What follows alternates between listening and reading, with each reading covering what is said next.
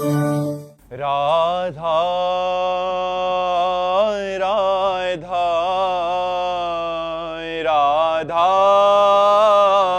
राधा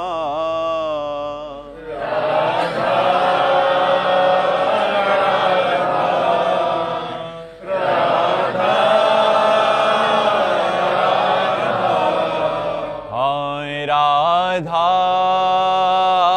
राधा राधा राधा राधा राधा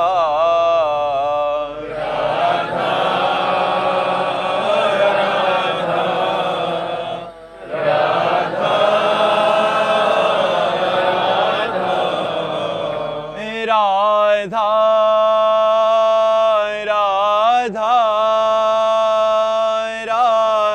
राधा राधा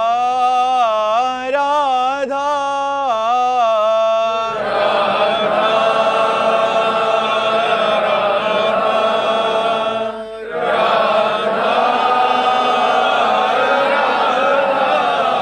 हाय राधा राधा राधा राधा राधा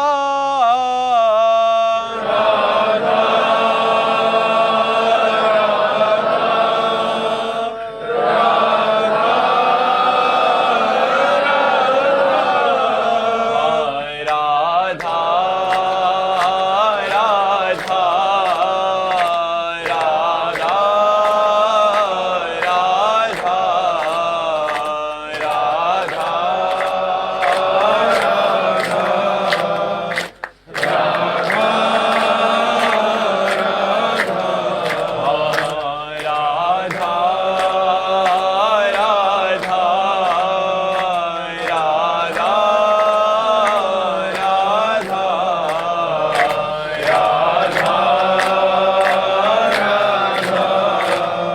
राधा श्री राधा वल्लभ लाल की संत हरि भक्तन की वृंदावन धाम की देव भगवान की। सार्थक जी महाराष्ट्र से। राधे राधे गुरुदेव। राधे राधे महाराज जी। महाराज जी, ग्रस्त जीवन में रहकर क्या हम महाराज जी आपके जैसा बन सकते हैं क्या? अभी हम जहां पहुंचना चाहते हो वहां तो पहुंच सकते हो, लेकिन हमारे जैसा बनना तो बड़ा कठिन होगा। पहुंचना तो हो सकता है। पहुंचना इसलिए हो सकता है कि अगर आप अपने धर्म का पालन करते हुए, नाम जप करते हुए पूरा जीवन पवित्रता से व्यतीत करें, तो हम जिन भगवान को प्राप्त होंगे उन्हीं भगवान को आप प्राप्त होंगे। पर हमारे जैसा बनना तो बहुत कठिन बात है, बहुत कठिन। जो यात्रा हम पूरी करके आए हैं वो कांप जाते हैं, सोच करके कांप जाते हैं, कैसे ये तो भगवान ने पार करवा दी। अब आप कै साल के हो? 21 साल। हाँ, तो इतने में तो हमको 8 वर्ष हो गए थे बाबा जी बने हुए। तब कैसे तो प्रेमानंद कैसे बन सकते हैं? महाराज, ग्रस्त में रहते हुए क्या महत्व ज्यादा है? भक्ति करते रहे, बच्चे परेशान हो रहे हैं। नहीं, ऐसी भक्ति कब किसने बताई तुमको कि जिसमें बच्चे परेशान हो रहे? पता ही नहीं, मतलब क्या। नहीं तो आप ऐसी भक्ति मानते किसको हो? क्या चुपचाप बैठे रहना भक्ति है क्या? नहीं, फावड़ा चलाइए, व्यापार कीजिए, नौकरी कीजिए और राम राम कहिएगा और अपने कर्तव्य को पूजा मानिएगा और उस कर्म को भगवान को समर्पित कर दीजिएगा। बेईमानी मत कीजिएगा, अधर्म, हिंसा, चोरी, पाप कर्म मत कीजिएगा। अपनी पत्नी से, अपने पुत्रों से, अपने परिवार से प्रेम कीजिएगा, कमा के लाइए, उनको खवाइएगा, पियाइएगा और इसके बाद सारे कर्म भगवान को समर्पित कीजिएगा। बीच बीच में नाम जप के लीजिए। यह है भक्ति गृहस्थ की। गृहस्थ की ये भक्ति थोड़ी है कि बैठ गए आसन में और 10 घंटे बैठे। ये तो बाबा जी की भक्ति है, ये तो विरक्त की भक्ति है कि उसको और कोई काम तो है नहीं भजन के सिवा। आप लोगों को काम है सुबह से लेकर शयन तक, दिन भर काम है, तो काम करते हुए बीच बीच में राम कृष्ण हरि बोल दिया, राधा राधा बोल दिया, कर्मों को भगवान को समर्पित कर दिया और ईमानदारी से धन कमाया और अपने परिवार का पोषण किया, तो भगवान कृपा करके उसका कल्याण कर देते हैं। धर्म पूर्वक चलना चाहिए, अपने कर्तव्य का पालन करना भक्ति है। और भगवान का स्मरण करने में क्या जाता है? हम कह रहे हैं आप जा रहे हो नौकरी के लिए और राधा राधा राधा राधा राधा रटते चले जा रहे हो, जो नौकरी का काम वो कर रहे हो, बीच में राधा राधा रट रहे हो। 8 घंटे काम किया, कृष्णार्पणम मस्तु, 1 सेकंड लगता है कृष्णार्पणम मस्तु, 8 घंटे कृष्णार्पणम मस्तु कर दिया कि 8 घंटे से जो काम कर रहे थे भगवान आपको समझ, सहज भक्ति हो रही। क्या कठिनता है इसमें? कहाँ बच्चे परेशान होंगे? आप समझ रहे ला? गुरुदेव भगवान से शरणागति प्राप्त होती है गुरुदेव भगवान जी, तो वो इसी जन्म के कर्म के अनुसार मिलती है कि पूर्व प्रारब्ध से? ना एक कर्म से मिलती है ना प्रारब्ध से मिलती है, भगवान और संतों की कृपा से मिलती है। भगवान की कृपा से संत मिलते हैं, जब संत मिलते हैं तब शरणागति होती है। जब हनुमान जी विभीषण जी को मिले तभी शरणागति हुई विभीषण जी की, हुई कि नहीं हुई? तो बिना भगवान की कृपा के संत नहीं मिलते। अब मोहि भा भरोस हनुमंता, बिनु हरि कृपा मिले नहीं संता। और जब संत मिलते हैं तो भगवान की शरणागति हो जाती है। ये प्रारब्ध से नहीं होती, ये हमारे नवीन कर्म से नहीं होती, ये कृपा से होती है। भगवान जब कृपा करते हैं, जब द्रवहि दीन दयालु राघव, तो साधु संगति पाइए। संत संग से भगवान का परिचय मिलता है, भगवान के स्वभाव, भगवान की कृपा, भगवान का प्रभाव, और हम भगवान की शरण में हो जाते हैं। समझ पाया? वंश अरोड़ा जी। श्री हरिवंश। राधे राधे महाराज जी। महाराज जी, आपकी कृपा से निरंतर नाम जप करने का प्रयास कर रहा हूँ। महाराज जी, मेरा प्रश्न है कि हम भगवान के अंश हैं और माया भी भगवान की है, तो ये माया बाधा क्यों बनती है जब भी हम भगवान के पथ पर चलने का प्रयत्न करते हैं? तो जो हम खेल खेलते हैं तो एक ही स्कूल के एक ही क्लास के विद्यार्थियों को 2 विभाग में बांट दिया जाता है, 2 पक्ष बना दिए जाते हैं, फिर खेल होता है। एक पक्ष में खेल होता नहीं है। तो भगवान ने सृष्टि खेल को खेलने के लिए अपने को 2 रूपों में विभाजित किया, एक आत्मस्वरूप और एक माया स्वरूप, परा और अपरा प्रकृति, परा और अपरा प्रकृति। और वही इस माया के खेल में स्वयं से स्वयं को प्रकट करते हैं, स्वयं से स्वयं का पालन करते हैं और स्वयं से स्वयं का विनाश का खेल खेलते हैं। दूसरा कोई नहीं है। मम माया तो ममैवांशो, मेरा अंश ये। तो खेल कभी भी जो होता है वो 2 पार्टी में होता है। पार्टी 2 बनाई जाती है, एक पक्ष एक विपक्ष होता है ना। तो अब दोनों को अपनी अपनी ताकत दी जाती है। जैसे हम कबड्डी बोलने जाएं विपक्ष में तो 4-5 हमारे को पकड़ के चढ़ बैठेंगे, लेकिन हमको उनको घसीट के पाला तक लाना है, न सांस टूटनी है और न रुकना है। ऐसे ही हमें माया के पक्ष में जाना है। शरीर संबंधी सब माया पक्ष, राधा राधा राधा राधा राधा राधा, ये सांस न टूटने पावे। और पाला ये है कि हमें भगवान की प्राप्ति करनी है। अगर हमें ये लक्ष्य याद रहा कि मुझे भगवान की प्राप्ति करनी है और भगवान नाम नहीं छूटा तो हम जीत गए। अगर सांस टूट गई, पाला तक नहीं आए, तो वो काम क्रोध लोभ मोह मद मत्सर ये माया के पक्ष के हैं। ये दबा करके जीव को फिर पुनरपि जननम पुनरपि मरणम पुनरपि जननी जठरे शयनम। एक कबड्डी का खेल जैसे होता है ना, ऐसे ही माया का खेल है।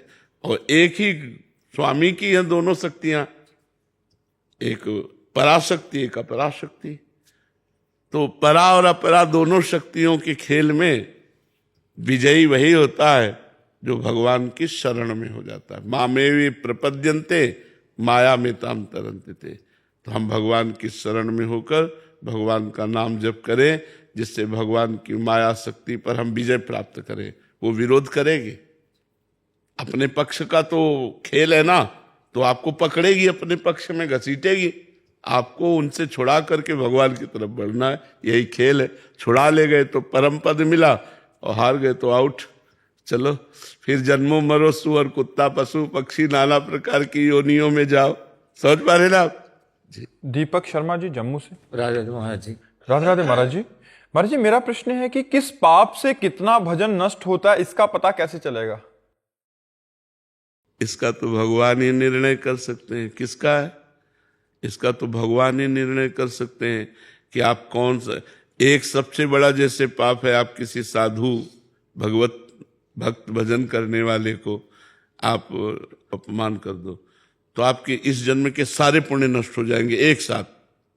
साधु अवज्ञा तुरंत भवानी कर कल्याण अखिल के हानि, तत्काल सारे पुण्य नष्ट हो जाएंगे। अब जैसे आप किसी बहन बेटी की तरफ गलत दृष्टि से देखो तो पाप हुआ, लेकिन जो साधु अवज्ञा वो सारे पुण्य ही नष्ट कर देगी। तो पापों का तो ढेर है, गर्भ हत्या, भ्रूण हत्या, चोरी, हिंसा, न जाने कितना। जैसे पुण्यों का है तीर्थ याटन, नाम जप, नाम कीर्तन, दूसरों का उपकार करना, ऐसे ही पाप की भी है। अब वो किस क्वालिटी से कितना पाप बनता है, उसका क्या परिणाम होता है तो भगवान ही जाने। वो तो अपने लोग निर्णय नहीं कर सकते हैं, वो तो भगवान ही निर्णय कर सकते जी मैंने ऐसा 5 साल से कोई अपराध नहीं करा, फिर भी मतलब 5 साल से किसी तांत्रिक द्वारा मतलब परेशान हूँ मैं बहुत ज्यादा। अच्छा, इसमें पूर्व जन्म का पाप काम करता है। जैसे इस जन्म में हमने कोई पाप नहीं किया, हमारी दोनों किडनी फेल है, हमारा डायलिसिस होता है, हमारा मन ही है। हाँ, तो पूर्व जन्म में जो हमने कर्म किए ना, उसका हमें दंड मिल रहा है इस शरीर में। शरीर बदल सकते हैं लेकिन हम तो वही है ना, हम तो वही है कर्म करने वाले, तो हमें भोगना पड़ता है। विवेक से काट सकते हैं। हाँ, नाम जप से, नाम जप के द्वारा जितना नाम जप करोगे उतना ही आप उसे सहन कर सकते हो और उतना ही आप पवित्र हो सकते हो। नाम जप करो, राधा राधा राधा, राम राम, कृष्ण कृष्ण, जो नाम प्रिय हो खूब नाम जप करो, उसी से मंगल हो जाएगा। सुमन जी राजस्थान से।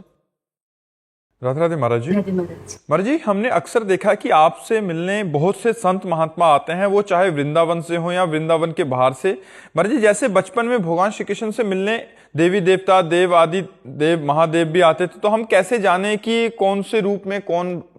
महाराज जी ऐसा भी हो सकता है कि किसी रूप में कोई विशिष्ट हम तो यही मानते हैं कि कौन से रूप में नहीं, सब रूपों में भगवान ही आते हैं, सब रूपों में भगवान ही आते हैं, क्योंकि भगवान ही सब रूपों में, वासुदेवा सर्वमिति, सब कुछ भगवान है। तो फिर संतों के रूप में तो प्रगट भगवान ही आते हैं। संत और भगवंत में कोई भेद नहीं है।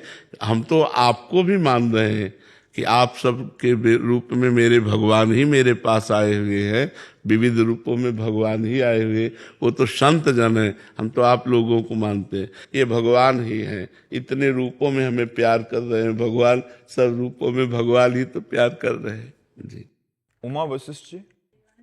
राधे राधे महाराज जी। महाराज जी क्या सच्ची वैराग्य की अवस्था प्रयास से आती है या कृपा से, और साधक को इसमें क्या करना चाहिए? दोनों बातें, अपना प्रयास और भगवान की कृपा।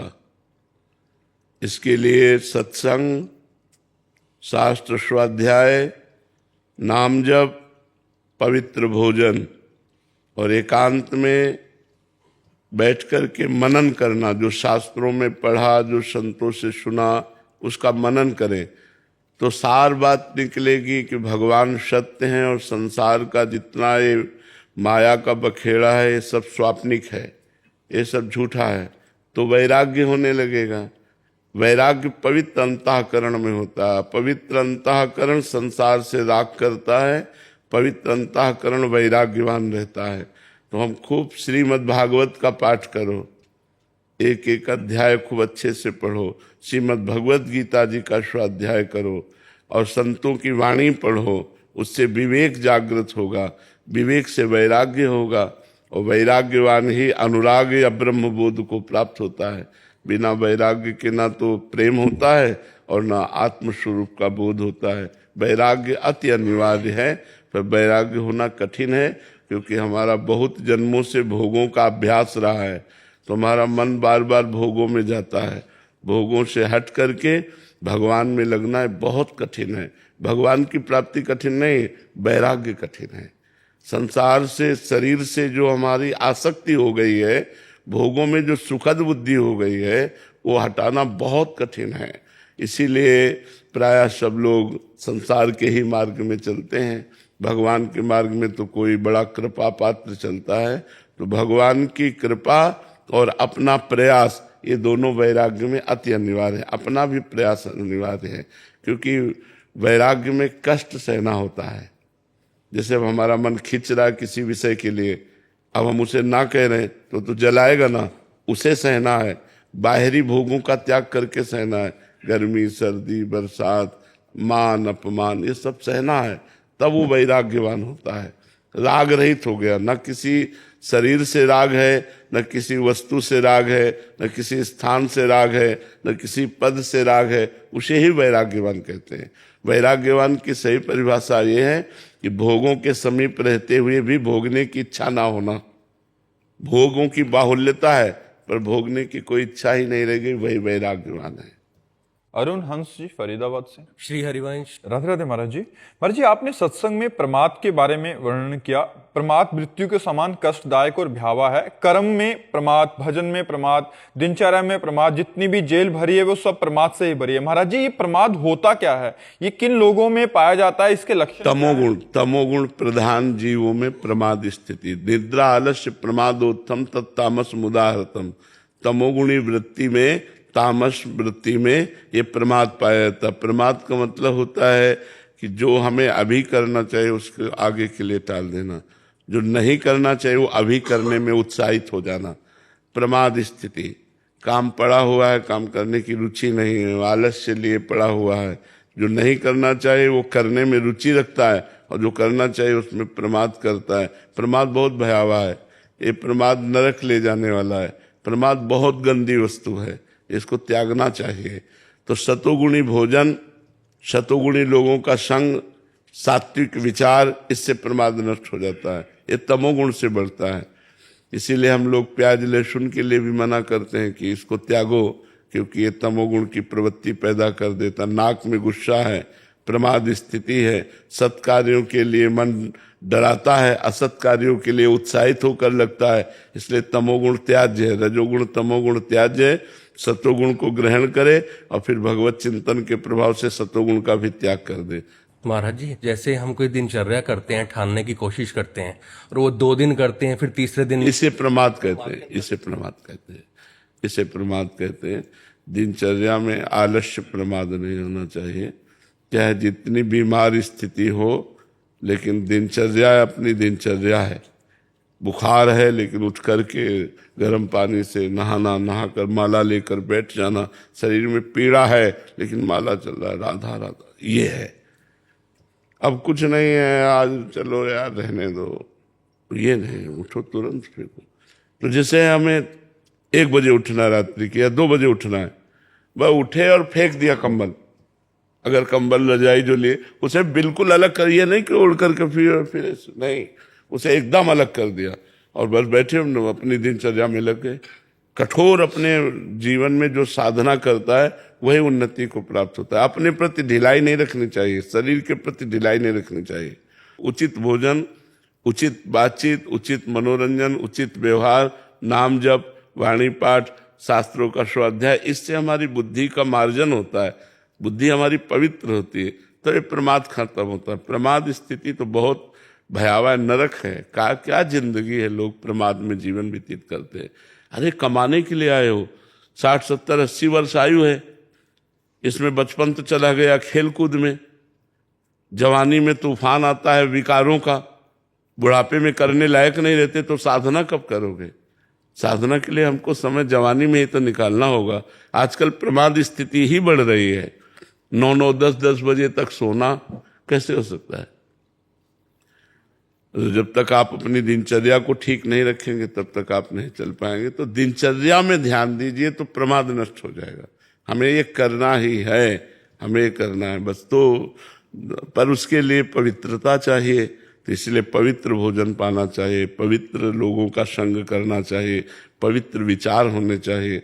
तो हमारी जिज्ञासा बड़े भजन के प्रति, धर्म के प्रति, सत्य के प्रति, नियमावली के प्रति, संयम नियम के प्रति। अभी तो मन है आया तो माला चला लिया, नहीं मन आया तो कोई बात नहीं। मन आया तो 4 बजे उठ गए, नहा लिया, नहीं मन आया तो 4 दिन नहीं नहाए। ऐसी प्रमाद स्थिति में प्राय ऐसा ही समझ जाता है। तो पर महाराज जी जैसे हम 2-3 दिन ऐसे करते हैं तो फिर खुद में अहंकार आ जाता है कि ये कर रहे हैं अपन। 2-3 दिन करते हो इसीलिए आ जाता, बराबर कर दो बताए। बराबर करने की कोशिश करते हैं, उससे पहले आ जाता है, फिर टूट जाता है, फिर महाराज फिर नहीं, छूट इसलिए जाता है कि उसमें आपकी नियमावली पक्की नहीं है। नहीं, छूट नहीं सकता, नियमावली में नहीं छूटता। नियमावली पक्की होनी चाहिए, नियमावली पक्की होनी चाहिए। मतलब यही चीज प्रमाद के अंतर्गत ही। हाँ, यही प्रिय, अपनी नियमावली टूटना, अपने जो हम दिनचर्या बना रहे हैं वो न कर पाना, सत्कार्यों को न कर पाना, इसी का नाम प्रमाद स्थिति है। मित्तल जी अहमदाबाद से। राधा वल्लभ श्री। राधे राधे महाराज जी। महाराज जी, हर किसी की जिंदगी में एक ऐसा समय आता है कि वो इतनी ठोकरें खा चुका होता है कि तब समझ में आता है कि मेरा कोई नहीं है। फिर श्री जी कुछ ऐसा संभाल लेती हैं, तो ये बात बिना ठोकरें खाए समझ नहीं आती क्या महाराज? नहीं आती, नहीं आती। क्योंकि हमारी आशा रहती है ना कि हमको कोई प्यार करे, हमारा कोई हो, और संसार में प्रियता, तो लगता है इन्होंने नहीं प्यार किया तो शायद ये प्यार करे, माँ ने प्यार नहीं किया तो पिता प्यार करे, भाई प्यार करे, हमारा फ्रेंड प्यार करे। मतलब हमारी एक भूख रहती है कि कोई हमें प्यार करे, सबकी रहती है, आपकी नहीं, पूरी सृष्टि की, पशु पक्षी की भी रहती है, पशु पक्षी की भी रहती है, कोई प्यार करे। हम लोग प्रेम के भूखे हैं, लेकिन प्रेम यहाँ है नहीं, यहाँ छल है, कपट है, स्वार्थ है, अपनी वासना की पूर्ति है। आपको जब तक हमारे से काम की पूर्ति होती रही तब तक तो आप प्यार का नाटक कर दो, जहाँ काम की पूर्ति नहीं होगी वहाँ कोई प्यार नहीं करता। क्योंकि हम प्रेम में भगवान के अंश हैं, भगवान प्रेम स्वरूप हैं, तो हम प्रेम में भगवान के अंश हैं, तो लगता है मुझे कहीं तो प्यार मिले, लेकिन कहीं प्यार टिकाऊ नहीं देता, टिकाऊ है नहीं, प्यार कहीं टिकाऊ नहीं है। किसी का थोड़ा लंबा चल गया अगर स्वार्थ और मन मिलता रहा, नहीं फिर प्यार मेरे शरीर को, मेरी वस्तुओं को, मेरे पद को, मेरी महिमा को देखकर नहीं, सिर्फ मुझे, वो तो केवल भगवान कर सकते हैं, वो कोई इंसान नहीं कर सकता। इसी बात से हमें वैराग्य हुआ था। हम कक्षा 9 में पढ़ रहे थे तो हमें माँ में बहुत आसक्ति थी, और जब हम स्कूल से आते और माँ आके झोला उतारती तो हमारे आग लग जाती है, मरेगी यार, फिर कैसे रह पाऊंगा, माँ मरेगी, पिताजी मरेंगे, यार मरण धर्मा शरीर मेरा कौन है, फिर कौन। बस सोचते सोचते दिमाग में बस ये आया कि भगवान। बस हाई स्कूल में फार्म नहीं भरा और भाग पड़े भगवान की खोज में, और 13 वर्ष से लेकर के आज 56-57 वर्ष होते जा रहे हैं आयु के, उसी मार्ग में चलते हुए। तो वास्तविक जो प्यार है वो भगवान से मिलता है, इंसान से कभी नहीं मिलता, क्योंकि कोई कितना भी हो वो स्वार्थी होता है। महाराज जी, आपको प्रथम अनुभव कब हुआ था कि वो प्यार कर रहे हैं? पहले दिन ही अनुभव हो गया था, पहले दिन ही। हम जब भगे, और भगवान शंकर का मंदिर है नंदेश्वर, वहां से तो 3 बजे सुबह तड़के भगे थे। अपनी माता जी से केवल बताया था कि हम कल घर छोड़ देंगे, भगवान के मार्ग के पथिक बनेंगे, संत बनेंगे। तो उन्होंने मजाक समझा था, उन्होंने समझा था ऐसे बच्चा है, ऐसे कह रहा था। 3 बजे तड़के पिताजी को सोते देखकर प्रणाम किया, माता जी को प्रणाम किया, और बहनें भाई परिवार के सबको प्रणाम किया। एक बार तो हृदय कांप गया, अरे फिर हिम्मत की, गांव के बाहर निकले, फिर हृदय कांप गया, कहाँ जाओगे, क्या खाओगे, कहाँ रहोगे। बस उत्तर अंदर से जहां भगवान रखेंगे, जैसे रखेंगे। तो भाग करके सूर्य उदय हुआ था तब पहुंचे थे, शंकर जी का मंदिर था नंदेश्वर, तो वहां जाके बैठ गए। 12 बजे तक नाम जप करते रहे। ब्राह्मण परिवार में जन्म हुआ था तो ये सब संस्कार पहले से थे, नाम जप करते रहे। अब लगी भूख, अब याद आई अम्मा कि अम्मा से तो इस समय भोजन मिल जाता था, अब कहाँ से भोजन मिलेगा। उसी समय हमने देखा एक आदमी जो है दही का एक कमंडल लिए हुए आया और कहा, बेटा यहाँ एक सूर स्वामी रहते थे, तुम जानते हो? तो हम कहा, हम तो नहीं जानते, हम तो आज ही आए। बोले उनकी कुटिया में ताला लगा, तुम दही पी लो। हम कहा क्यों पी लें? बोले नहीं, अब वापस नहीं ले जाएंगे, हम उनके ले लाए थे, अब आप पी लो। इतना वो दूधगढ़वा में करके वो जो दही बनाया जाता है वो लाल लाल दही होता है, गांव में वो बनता है, बड़ा स्वादिष्ट होता है। भरपेट दही पिलाया, जे ही दही पिला कर वो गए तो शंकर जी से लिपट के रोए कि आज हमें विश्वास हो गया कि आप हमारे जीवन को स्वीकार। और उस दिन से लेकर आज तक भगवान हमको प्रतिपल प्यार दे रहे हैं और हमें अनुभव कि अब वो तो क्या वर्णन करने की बात है, वो तो अव्यक्त है, कोई प्रगट में थोड़ी है, वो अव्यक्त है, हृदय से। मीरा जी कहती है गिरधर मुझे कितना प्यार करते हैं ये मेरा हृदय जानता है, वाणी से भी नहीं कह सकता।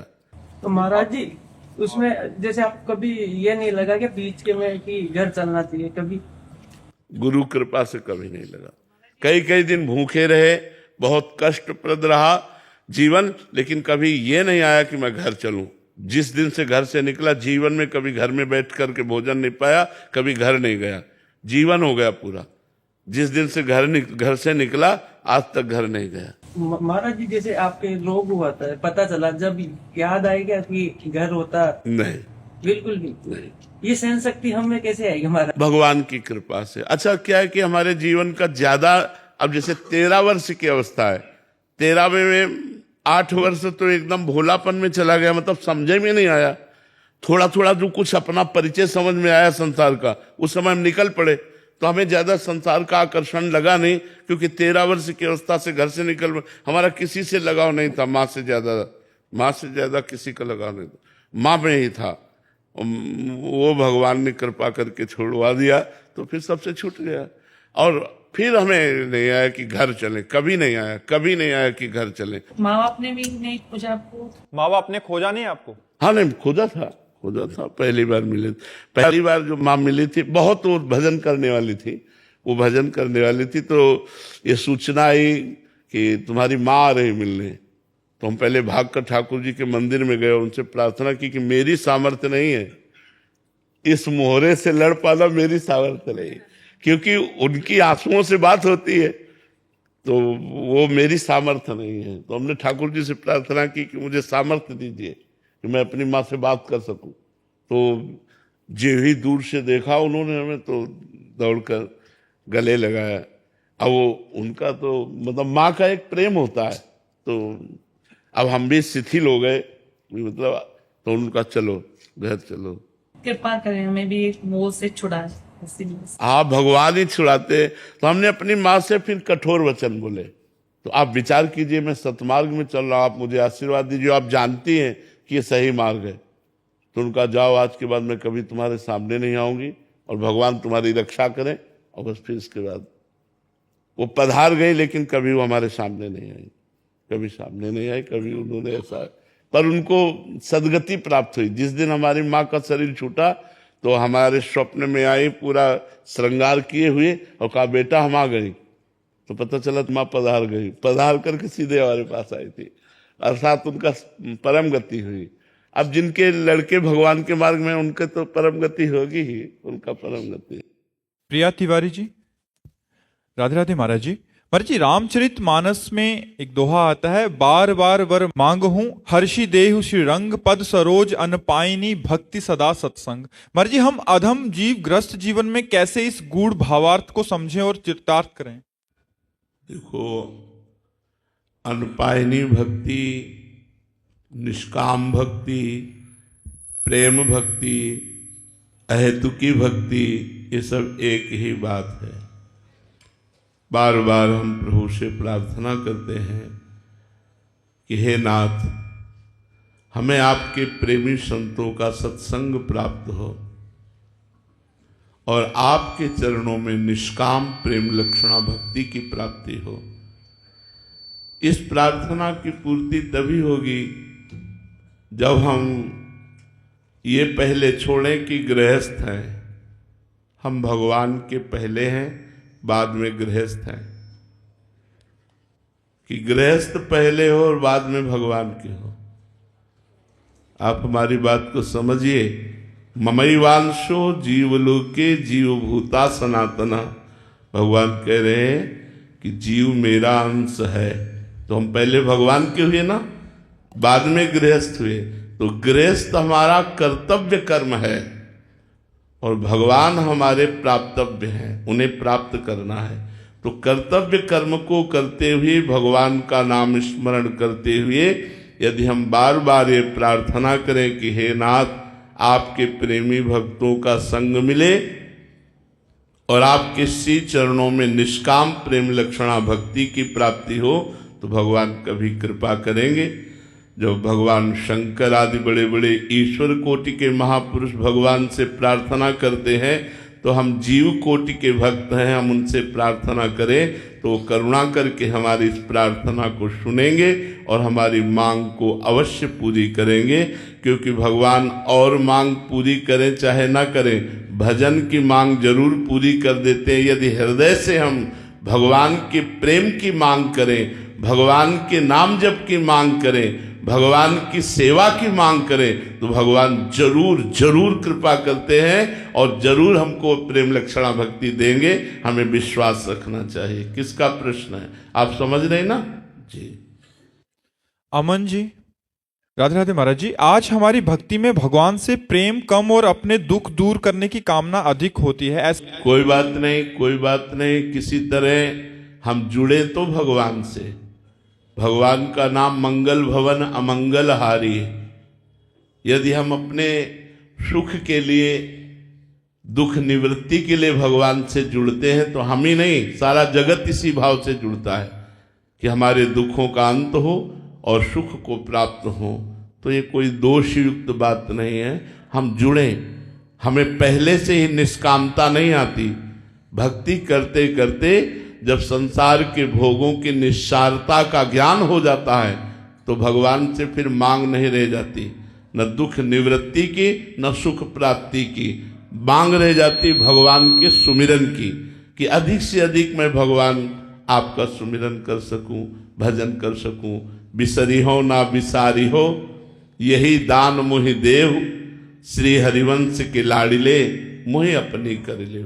हे लाडिले ठाकुर, मुझे अपना बना लो, मैं आपको याद करूं और कभी कभी आप भी याद कर लिया करें कि ये मेरा दास है, हे नाथ ऐसी कृपा करो। तो जुड़ते सब इसी भाव से हैं, दुख की निवृत्ति और सुख की प्राप्ति के लिए। ये कोई दोष नहीं है, जुड़ना चाहिए ठाकुर जी से, ऐसे ही जुड़ना चाहिए। घनश्याम बागरा जी, राधे राधे महाराज जी। महाराज जी, प्रारंभिक साधना काल में जब साधक का विवेक अभी परिपक्व नहीं होता, तब उसके लिए सहनशीलता और कायरता के बीच में भेद करना कठिन होता है। नहीं, कायरता जो होती है वो अपने कर्तव्य कर्म से मुख मोड़ने से होती है, और सहनशीलता जो होती है वो कर्तव्य कर्म करने पर जो विघ्न आता है, जो बाधा आती है, उसको सहन करने से होती। जैसे हमारा कर्तव्य है, हम 2 बजे रात के उठे, 3 बजे उठे, 4 बजे उठे, उठ करके स्नान करें, यमुना स्नान, गंगा स्नान या अपने बाथरूम में स्नान, फिर बैठ करके हम भगवान का सुमिरन करें। अब उस समय हमें आलस्य छा रहा है, उस समय स्नान करना कष्टप्रद लग रहा है, तो हम सहनशील बने, हम आलस्य का त्याग करके अपने, अब हम भजन करते हैं, भगवत मार्ग में चलते हैं। कोई हमारा उपहास कर रहा है, लेकिन हम उसे सहन करते हैं, क्योंकि सहन करना हमारा कर्तव्य है। तो कर्तव्य का त्याग कायरता है, और कर्तव्य करने पर जो प्रतिकूलता मिलती है उसको सहना, ये साधुता है। आप समझ पा रहे हो ना? कायरता और सहनशीलता का भेद ये है कि जब हम अपने कर्तव्य पालन में लगे हुए हैं, फिर जो प्रतिकूलता आती है उसको जो हम सहते हैं वो सहनशीलता है, और जो कर्तव्य का त्याग करना है वो कायरता है। कि अगर हमें लोग ऐसा करें तो हम तिलक न लगाएं, ऐसा करें तो हम कंठी न पहने, ऐसा करें तो हम माला न जपें, ये कायरता है। हम अपने कर्तव्य का पालन करते हुए जो कष्ट सहते हैं वो सहनशीलता है, वो साधुता है। समझ पा रहे हैं आप? रविलाल पंडित जी, झारखंड से, राधे राधे महाराज जी। महाराज जी, जब हमें ये पता है कि हम शरीर नहीं हैं, तो इस शरीर से इतनी आसक्ति क्यों? पता नहीं है ना, अभी पता नहीं है। ये पता ऐसे ही है जैसे स्वप्न में हम अपने को देखते हैं जागते हुए, लेकिन हम सोते होते हैं। स्वप्न में लगता थोड़ी है कि मैं सो रहा हूं, स्वप्न में तो सारी क्रियाएं होती, खाना पीना, लेना देना, बातचीत, लड़ाई झगड़ा सब हो रहा है। लेकिन ये हम कब जाने कि हम सो रहे थे? जब जगे। अभी जगे थोड़ी, अभी तो स्वाप्निक पुरुष हो, देह भाव में आसक्त हो, जब सदगुरु की शरण लेकर और साधना करोगे और विवेक, तो होए विवेक मोह भ्रम भागा, तब रघुनाथ चरण अनुरागा। जब मोह का नाश हो जाएगा तब आपको ये ज्ञान होगा कि मैं शरीर नहीं। अभी बातें हम कहते हैं कि हम शरीर नहीं, लेकिन हमारी स्थिति शरीर में ही है। इसके लिए साधना करनी पड़ेगी जिससे हमारी बुद्धि पवित्र हो, उसमें विवेक जागृत हो, ज्ञान जागृत हो, उस ज्ञान से इस अज्ञान का, देहाभिमान का नाश हो, तब हम देह भाव से ऊपर उठ पाएंगे। इसके लिए साधना करनी पड़ेगी। बातों से माया पर विजय प्राप्त नहीं की जा सकती। यही त्रिगुण माया है जो पांच भौतिक शरीरों में, पंचभूतों द्वारा रचित भोगों में आसक्ति पैदा कर दी है। इसी से अनासक्त होकर जो आत्मस्वरूप में स्थित या भगवान के प्रेम में डूबा हुआ है वही माया मुक्त है। इसलिए खूब नाम जप करो, शास्त्रों का स्वाध्याय करो, संतों का संग करो, पवित्र भोजन करो, किसी की निंदा ना सुनो, किसी की निंदा ना करो, पर दोष दर्शन ना करो, तो देखो अभी तुम्हारे अंदर ज्ञान प्रकट हो जाएगा। जब लंबे समय तक साधना करोगे तो ज्ञान प्रकट हो जाएगा। समझ पा रहे आप? पंडित कुंदन जी, राधे राधे महाराज जी। महाराज जी, कलयुग में भक्ति मार्ग इतना कठिन क्यों है? तो किस युग में सरल था? सरल किस युग में था? अरे अपनी तो आयु 80 वर्ष 90 वर्ष है, वहां तो 10-10 हजार वर्ष। एक दाहिने अंगूठे के पैर केवल खड़े होकर दोनों हाथ ऊपर उठाकर 10,000 वर्ष तक जब मंत्र जप किए तब इष्ट का साक्षात्कार हुआ। यहाँ तो 24 घंटे नाम कीर्तन करने पर जो लाभ मिलेगा वो 10,000 वर्ष तक तपस्या करने पर नहीं मिलेगा। कलयुग की जय हो, कलयुग की जय हो।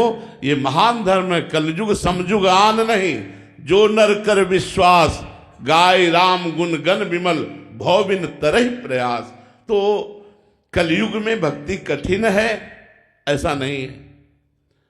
कठिन अन्य युगों में थी, कलयुग में सबसे सरल है भक्ति करना।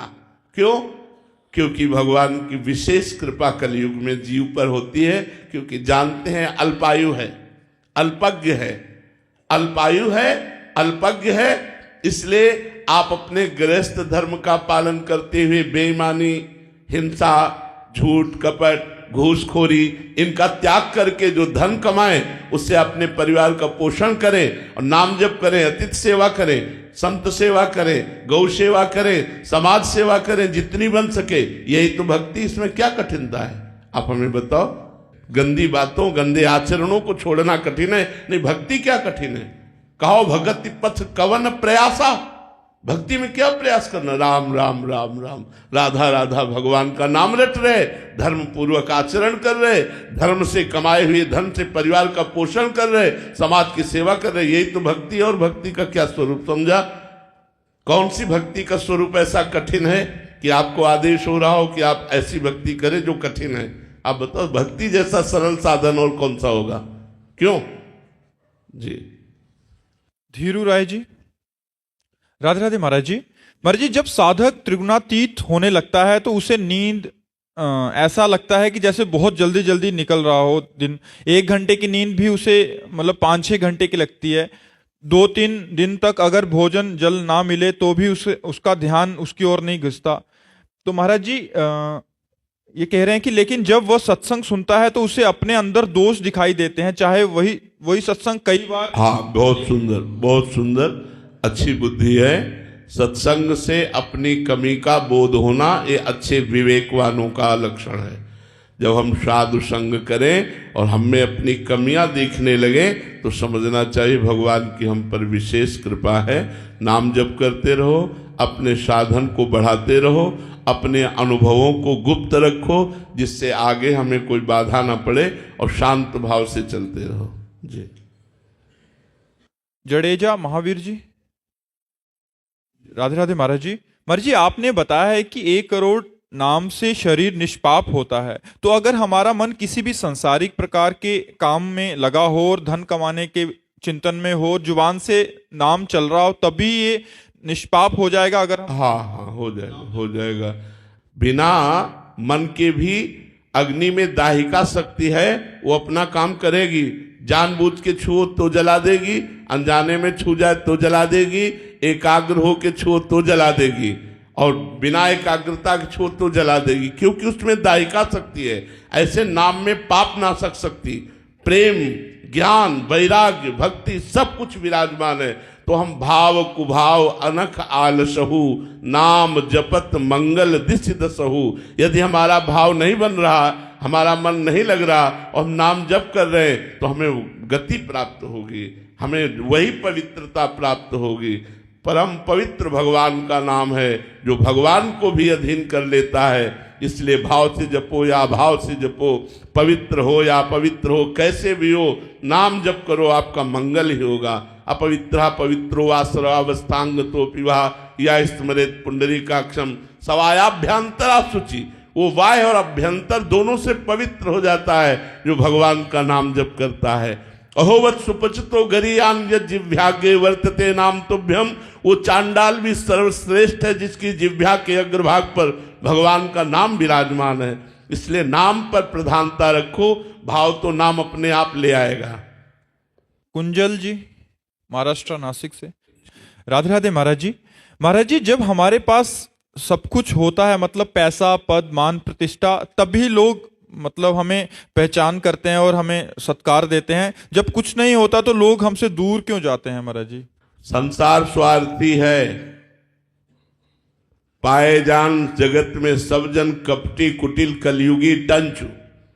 आचार्यों ने कहा है, महापुरुषों ने कहा है, प्रेम तो सिर्फ भगवान करते हैं।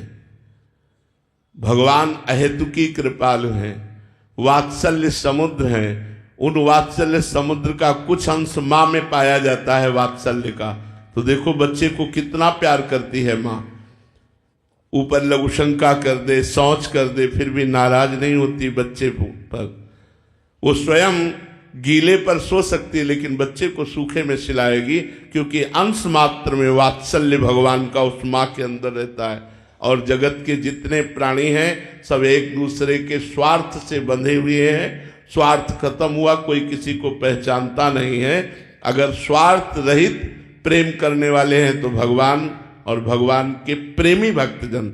स्वार्थ रहित जग जुग उपकारी, तुम तुम्हार सेवक असुरारी। भगवान और भगवान के भक्तजन ये अहेतुकी प्यार करने वाले हैं, हेतु रहित प्यार करने वाले हैं। नहीं तो सुर नर मुनि सब ही की रीति, स्वार्थ लाग करे सब प्रीति। स्वार्थ की पूर्ति हो रही तो आपसे प्रेम करेगा, स्वार्थ की पूर्ति नहीं हो रही तो आपको पहचानेगा भी नहीं। ये संसार का स्वरूप ही ऐसा है। मोहित शर्मा जी। राधे राधे महाराज जी। महाराज जी, क्या भक्ति अहंकार बन सकती है? यदि हाँ तो उसे अहंकार को कैसे? हाँ, बन सकती है। अहंकार यदि संत और गुरुजनों की चरण धूलि का आश्रय न हो तो अहंकार बन सकती है। इसीलिए बिना महत्पाद रजोभिषेकम, बिना महापुरुषों की चरण रज से अभिषिक्त हुए, अर्थात उनकी दासता स्वीकार किए हुए साधना भगवत प्राप्ति योग्य ही नहीं होती। क्योंकि उसमें अहंकार रूपी दोष आ जाता है, उसमें पाखंड रूपी दोष आ जाता है, उसमें दंभ रूपी दोष आ जाता है। इसलिए महापुरुषों का आश्रय लेकर ही साधना करनी चाहिए। किसी भगवत प्रेमी महात्मा का आश्रय ले लेने से भगवान की कृपा से उसकी भक्ति निर्विघ्न हो जाती है, अहंकार रहित हो जाती है। नहीं तो अहंकार, हर क्रिया में अहंकार छुपा हुआ है, हर क्रिया में अहंकार छुपा हुआ है। ये बड़ा सूक्ष्म है अहंकार, भगवान की कृपा से ही दूर होता है। और भगवान की विशेष कृपा उस पर होती है जो भगवान के दासों का, महापुरुषों का सेवन करता है। भगवत प्रेमी महात्माओं की आज्ञा का पालन करना, उनके अनुशासन में रहना, उनकी चरण धूलि का सेवन करना, इससे अहंकार नष्ट हो जाता है। सुमन जी फरीदाबाद से। राधे राधे महाराज जी। महाराज जी, ऐसा कहा जाता है कि प्राणियों पर जब भगवान की कृपा होती है तो वे भक्ति मार्ग पर आगे बढ़ते हैं। तो महाराज जी, कुछ लोग प्रारंभ से ही, छोटी अवस्था में, बाल्यावस्था में ही, कुछ मध्यावस्था में, कुछ बुढ़ापे में भक्ति मार्ग पर कदम रखते हैं। तो इस सब की गणना किस आधार पर होती है? कौन कब? अब जैसे पूर्व में वो भजन करता रहा और भगवान को प्राप्त नहीं कर पाया और शरीर छूटा, तो अगले जन्म में बाल्यावस्था से उसमें भक्ति और भजन के संस्कार होंगे। उस पर कृपा पूर्व से है, वो बचपन से भजन में लग जाएगा। अब जैसे भजन कर रहे हैं हम, भगवान के मार्ग में चल रहे, लेकिन भोग बहुत प्रिय हैं, तो भजन करते करते जब हमारा शरीर छूटेगा तो ये भोग आकांक्षा है, तो उसे जवानी में पहले विविध प्रकार के भोग मिलेंगे जिनकी आकांक्षा की, और उनको भोगेगा, फिर उससे उसको वैराग्य होगा, फिर वो भजन में चलेगा। इसलिए हो सकता है उसको बुढ़ापा में भगवत भक्ति जागृत हो सकता है जवानी में जागृत हो, ये क्रम है। अच्छा, अचानक भगवान द्रवित हो गए किसी के ऊपर और उसे साधु संग दे दिया, तो साधु संग से भक्ति जागृत हो गई। तो बहुत से कारण हैं भक्ति जागरण के, कोई एक कारण नहीं है। चेतना जी गुजरात से, राधे राधे महाराज जी। महाराज जी, वर्तमान जीवन में पुरुषार्थ और धर्म की क्या भूमिका है, अगर पूर्व के जन्मों के कर्मों के अनुसार ही हमारा जीवन? पूर्व जन्मों के कर्मों के फलस्वरूप सुख और दुख मिलता है, ना कि नए कर्म होते हैं। नए कर्म पूर्व जन्म के कर्मों की प्रेरणा से नहीं होते, अविवेक या विवेक से होते हैं। अविवेक माने अज्ञान, अज्ञान से अधर्माचरण होते हैं, और विवेक अर्थात ज्ञान, ज्ञान से धर्माचरण होता है। तो वर्तमान काल में जो तुम्हारा कर्तव्य है, जैसे आप किसी की बहन है, किसी की पत्नी है, किसी की माँ है, किसी की बेटी है, तो अपने धर्म का पालन, बेटी का माँ पिता के साथ क्या बर्ताव होना चाहिए, पत्नी का पति के साथ क्या व्यवहार होना चाहिए, बहन का भाई के साथ क्या व्यवहार होना चाहिए, इन धर्मों को जानते हुए हम अपने कर्तव्य का पालन करते हुए नाम जप करें, कोई पापाचरण न करें, यही धर्माचरण है, यही उसके लिए परमार्थ बन जाएगा और इसी से उसे भगवत प्राप्ति हो जाएगी। उसको कहीं भागने की जरूरत नहीं है। अपने कर्तव्य का पालन धर्म पूर्वक करते हुए भगवान का जो स्मरण करता है वही भगवत प्राप्ति कर लेता है। तो जो हमारे छोटे छोटे लोक धर्म हैं, हम इनका पालन करें, तभी हम भागवत धर्म के अधिकारी बनेंगे।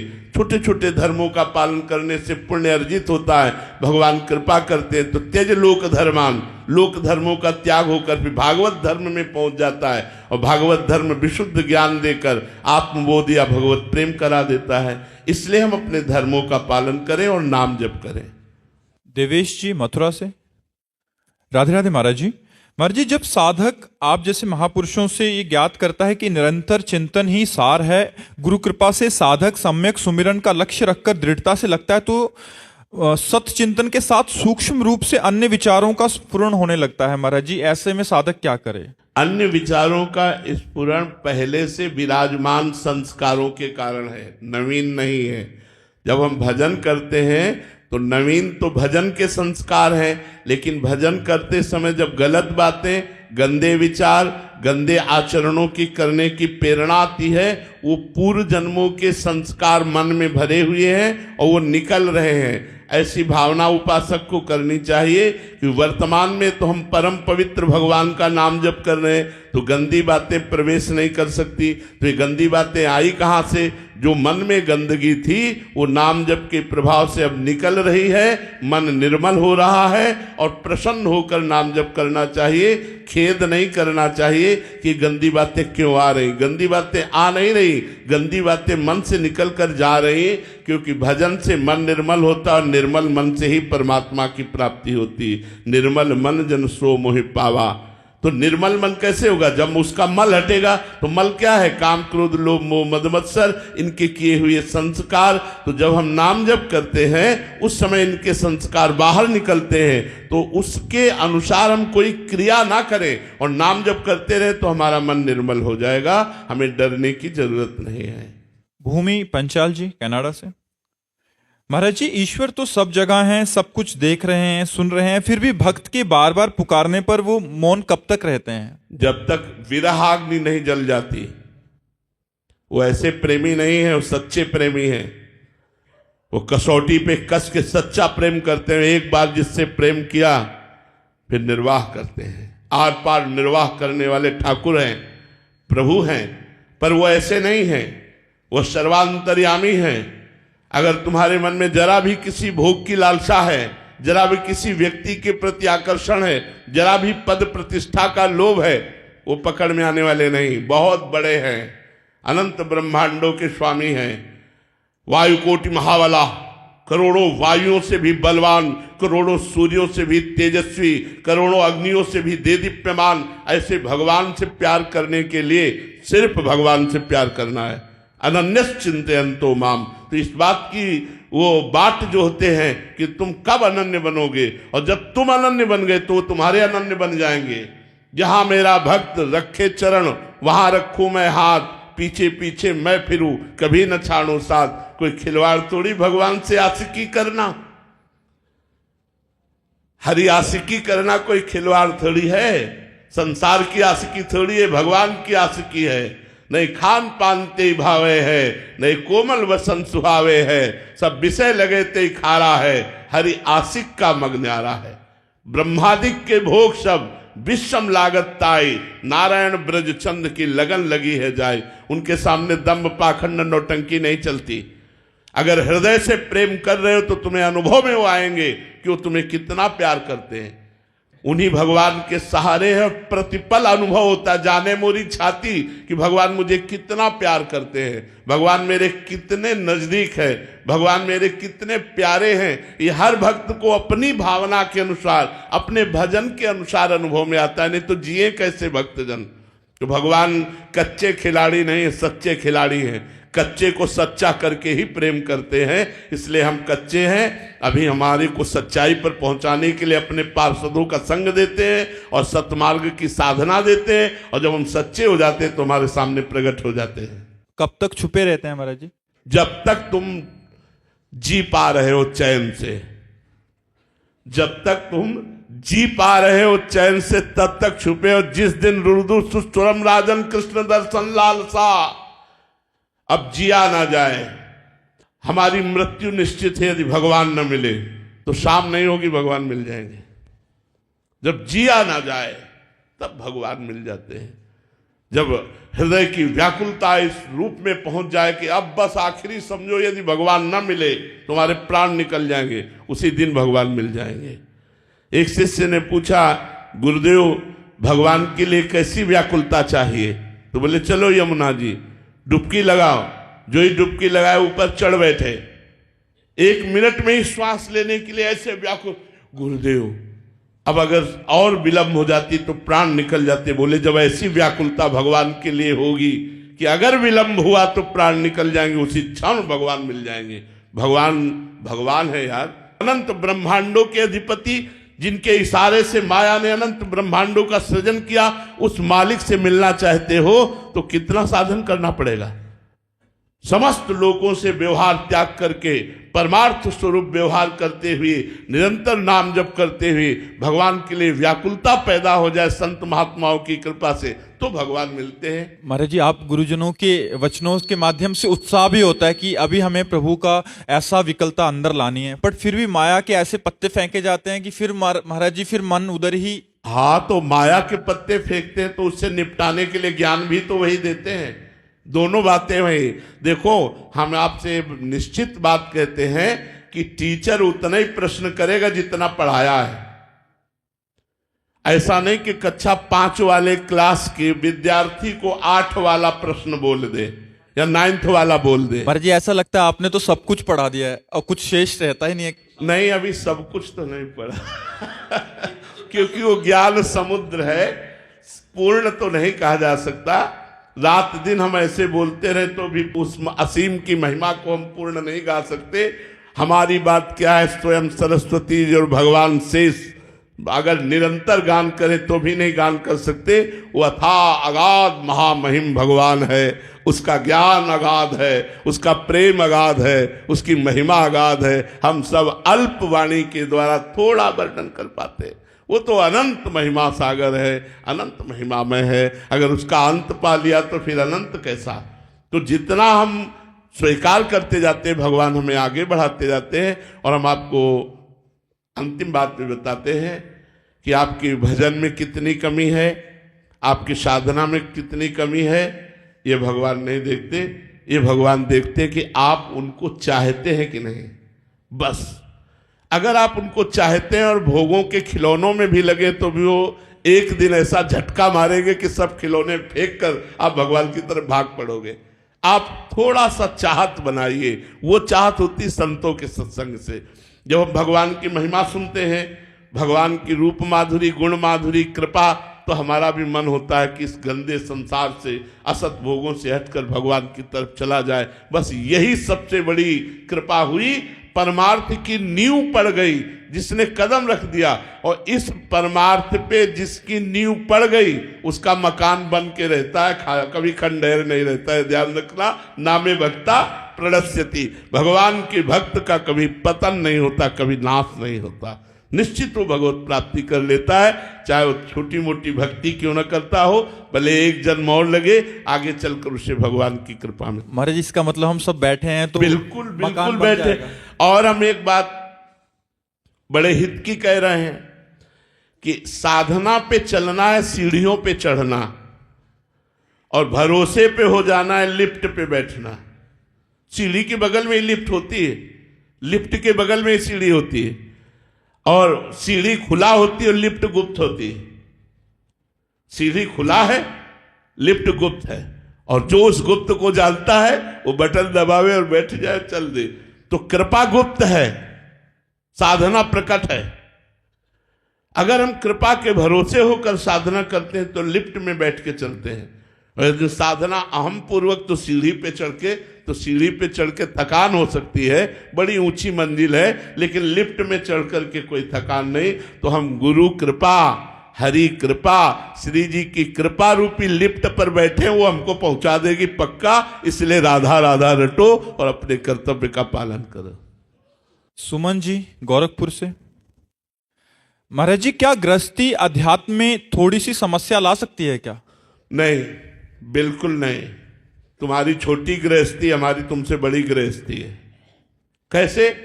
तुम्हारे कितने लड़के बच्चे हैं? 2-4, हमारे 500 हैं। गृहस्थी बाधा थोड़ी देती है। हाँ, हमारी तुम्हारी गृहस्थी में अंतर है। तुम अपने 4-5 में फंस गए हो, मेरा बेटा, मेरी बेटी, मेरा मकान, मेरा दुकान, मेरा पैसा। और यहाँ श्री जी का दुकान, श्री जी का मकान, श्री जी का पैसा, श्री जी के जन, श्री जी के, उसे भगवत भाव में परिणित कर देने पर कोई बाधा नहीं है। और भगवत भाव में ना परिणित हो तो अपनी लंगोटी और कमंडल की आसक्ति भगवान से विमुख कर सकती है।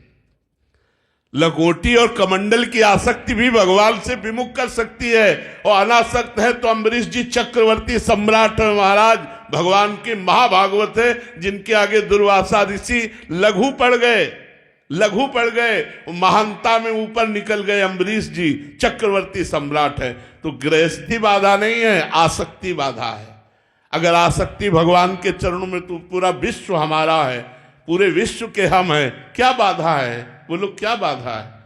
बाधा है आसक्ति। अगर एक से आसक्ति कर लिया वो बाधा है, और अनेकों में हम अपने भगवान को देखकर प्यार कर रहे हैं, कोई बाधा नहीं। तो आप अपने परिवार को भगवान का मानिए। नाथ सकल संपदा तुम्हारी, मैं सेवक समेत सुत नारी, कोई बाधा नहीं है। श्री राधा वल्लभ लाल की राधे राधे। महाराज जी, आपके प्रताप और नाम जप के प्रभाव से मनमानी आचरणों का त्याग कर पाती हूँ और बुरे आचरणों को छोड़ भी पाई हूँ। खुद में सकारात्मक बदलाव देख पा रही हूँ और आगे की उन्नति भी देख पा रही हूँ। महाराज जी, भोगों को छोड़ना फिर भी श्री जी की कृपा से आसान सा प्रतीत हो रहा है, किंतु सांसारिक लोगों में भागवती भाव रखने अभी पर किसका प्रश्न है? अभी ऐसा मत कहो, ऐसा मत कहो, अभी ऐसा मत कहो कि भोगों को छोड़ना आसान प्रतीत होता है। बड़े बड़े के दांत खट्टे कर देता है ये। अभी बच्चे हो, अभी क्या जालत हो। जिस समय वेदनाएं जागृत होती हैं, अभी तो तुम बच्चे हो, जब वेदनाएं जागृत होती तो अच्छे अच्छे भजनानंदियों के मन को मत के और भोगों की तरफ प्रवृत्त करने की ताकत रखता है काम। अभी तुम जानते कि अभी युद्ध ही नहीं किया, अभी युद्ध ही नहीं किया। आपकी क्या, भगवान शिव की समाधि को भंग करने की ताकत कामदेव रखता है। और ये जो लगता है कि सहज है, अरे अभी बच्चे हो, अभी तुम जानते कब। जिस समय अपना रंग चढ़ाता है उस समय कुछ नहीं सुहाई देता, बस त्राहिमाम, भगवान बचाओ, भगवान बचाओ, केवल भगवान बचाओ, दूसरा कोई नहीं। ये छोटी मोटी बात नहीं है, बहुत ऊंचाई तक घसीटता है, छोटी मोटी बात नहीं। ये जो माया सब जगह नचावा और जास चरित लखी काहे न पावा। शिव विरंचिका मोहई को है बपुराल, अस जिए जाली भजी मायापति भगवान। अभी बच्चा हो इसलिए अभी तुम्हारे को युद्ध नहीं हुआ, इसलिए तुम नहीं जानती हो। या तो विषयों में पड़ा है, अभी विरोध भाव प्रकट ही नहीं हुआ, या अभी सामना नहीं पड़ा। जिस दिन सामना पड़ेगा उस दिन पसीना निकल आएगा। ऐसे वीर है कि बड़े बड़े योगियों को भी क्षुब्ध कर दें। औरों की तो बात जाने दो, ये काम क्रोध साधारण वीर नहीं, इनको साधारण ना समझो। अभी तो जैसे उसके क्षेत्र में गिरे पड़े हो तो उसकी नजर ही नहीं है, और जब ये देखा कि हमारे क्षेत्र से निकल करके जाने वाला है, तब जो बाण संधान होते हैं फिर वो पता चलता है, तो ऐसे हाथ उठा देते, ना ना भाई हम लड़ने लायक नहीं है, हमारे भगवान हमें बचावे तो हम बच सकते नहीं, हमारी सामर्थ्य नहीं है। महाराज जी, कोई कहे अगर कि इस काम क्रोध को मैं परास्त करके अपने साधन बल से निकल जाऊंगा, तो ये मतलब एक महात्मा 20 वर्ष से पेड़ की छाल सूखी हुई खाते थे। किस लिए? काम विजय के लिए। कि किसी भी तरह का शरीर में पुष्टता ही ना होगी तो काम क्या करेगा।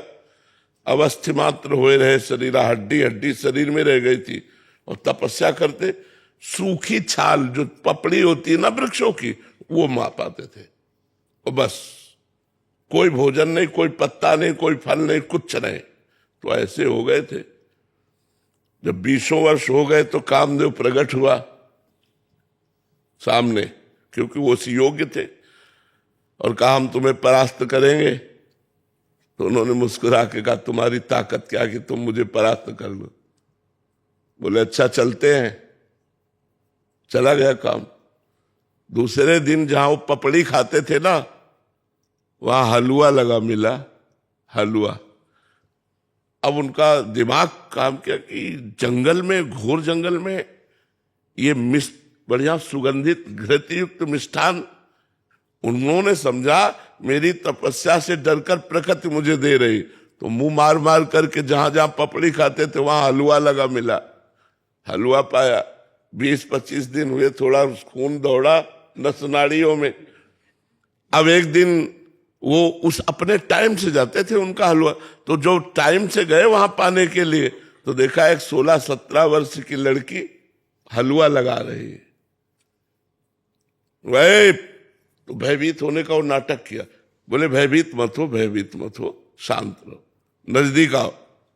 जो ही देखा तो कमल नयनी सुंदरी नजदीक छम छम करती हुई पायल महाराज की छाती में कुछ होने लगा। महाराज ने कहा कि तुम डर क्यों रही हो, निडर होकर? ये हलवा तुम लगाती थी? हाँ महाराज, आप जैसे तपस्वी की सेवा हमारी सामर्थ्य कहाँ की आंख मिला के कर सके कि मैं आपके सामने जाके हलवा परोस सकूं, इसलिए छुप छुप के।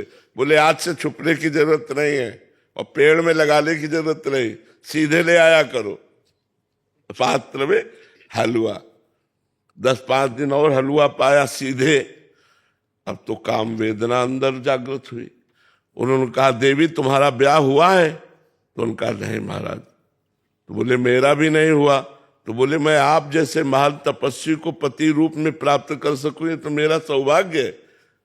तो उनका फिर बोले एक शर्त है, हमारी माँ जंगल के बाहर रहती है, और उन्होंने कहा पति वही बनेगा जो अपना मुंह काला करवा कर हमें पीठ में बैठाल कर वहां तक ले जाएगा। बोले कर सकता हूं मैं, घुटनों के बल चल करके वहां।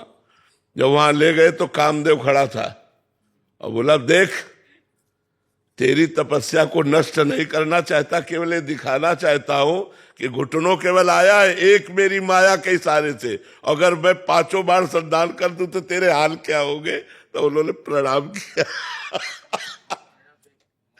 माया भी विजय पाना बहुत। अरे बिला भगवान के लिए देवी ऐसा गुणमयी मम माया दुरत्तया मामे वे प्रपद्यन्ते माया बेताम तरंतिते।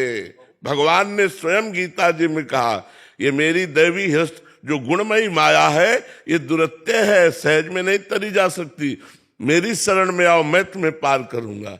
अगर भगवान की शरण में नो अहंकार कर ले तो बड़े बड़ों को मुंह की खवा दे, ऐसी भगवान की माया है। बहुत विचित्र माया है। कार्टून होते हैं ना बच्चों के, उसमें जो उसकी आवाज होती है कार्टूनों की, तो आप अलग अलग तरह की आवाज निकालते हैं। तो जो बच्चे कार्टून देखते हैं तो उनकी जो पीछे की आवाज होती है तो इन्हीं की होती है। जैसे महाराज एक विनती करूं, आप अपनी आंखें बंद कीजिए और बस